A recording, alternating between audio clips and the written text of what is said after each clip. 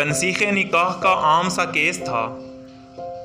पढ़ी लिखी फैमिली थी, 2 प्यारे से बच्चे थे मासूम से, लेकिन बीबी बज़िद थी कि उसको हर हाल में खुला चाहिए। मेरा मुवक्किल मुद्दा अलैह शदीद सदमे की कैफियत में था।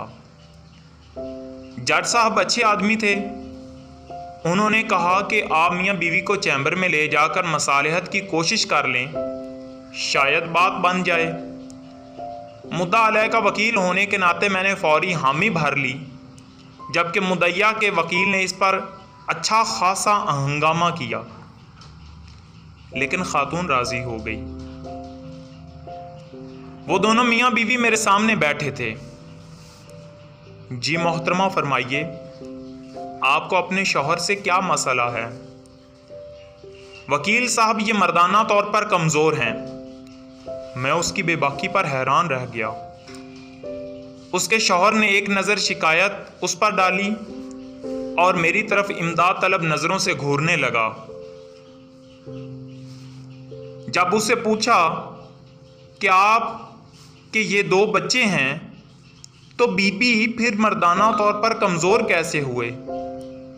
वकील साहब, मेरे बाबा देहात में रहते हैं, ज़मींदारी करते हैं। हम 2 बहनें हैं। हमें कभी धी रानी से कम बुलाया ही नहीं, और मेरे शौहर मुझे कुत्ती बुलाते हैं। ये कौन सी मर्दाना सिफ़त है?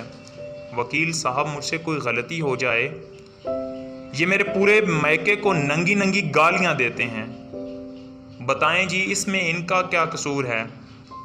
वकील साहब, ये मर्दाना सिफत तो नहीं ना कि दूसरों के घर वालियों को गाली दी जाए।